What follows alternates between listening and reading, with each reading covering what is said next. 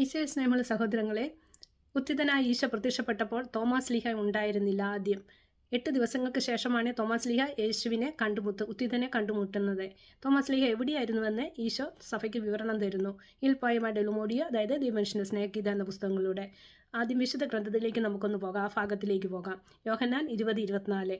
12 പേരിൽ ഒരുവനും ദീദിമോസ് എന്ന് വിളിക്കപ്പെടുന്നവനുമായ തോമസ് യേശു വന്നപ്പോൾ അവരോട് കൂടി ഉണ്ടായിരുന്നില്ല.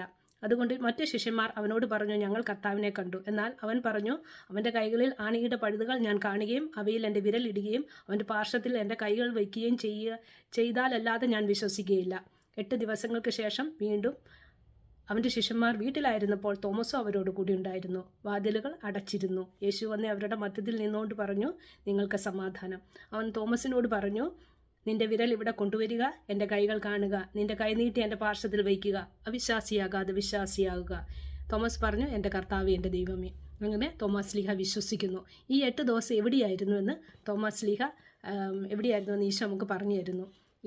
ഈശോ പിടിക്കപ്പെട്ടപ്പോൾ ശിഷ്യന്മാരെല്ലാം ചിതറി ഓടി. അപ്പോൾ തോമസ് ലീഹ അലഞ്ഞു തിരിഞ്ഞ് നടക്കുകയായിരുന്നു. അവസാനം ഈശോയുടെ ബെത്ലഹേമിലെ കാലിത്തൊഴുത്തിൽ പോയി അവിടെ പോയി കിടന്ന് കരയുകയായിരുന്നു. കരഞ്ഞ്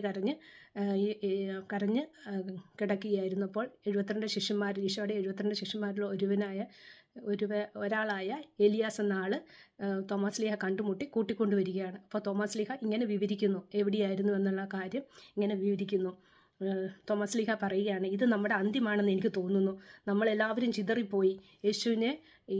ഗുരുവിനെ അവർ പിടിച്ചപ്പോൾ നമ്മളെല്ലാവരും ചിതറിപ്പോയി. ഗുരുവിൻ്റെ മരണത്തിൽ നമുക്ക് ഒരുമിച്ച് കൂടി വിലപിക്കുവാൻ ഒരു കല്ലറ പോലും ഇല്ല.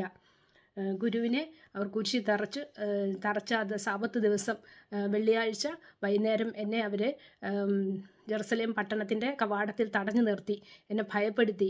നീയും ആ നസറനായ യേശുവിൻ്റെ ഒരു ശിഷ്യനല്ലേ എന്ന് ചോദിച്ചു.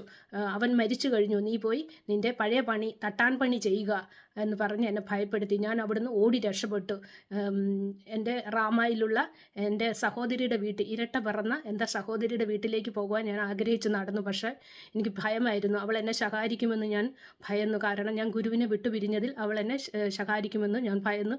ഞാൻ യൂദയ മലമുകളിലേക്ക് പോയി. അവിടെ അലഞ്ഞു തിരിഞ്ഞ് സമാധാനമില്ലാതെ കരഞ്ഞ് ഞാൻ അവിടെ നടന്നു. അവസാനം എങ്ങനെയോ ഞാൻ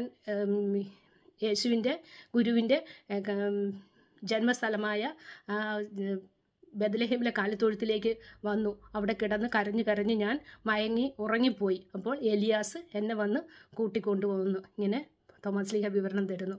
അങ്ങനെ അതാണ് ഈശോ സഭയ്ക്ക് തരുന്ന വിവരണം. അതുകൊണ്ട് thank you. Praise the Lord. Thank you.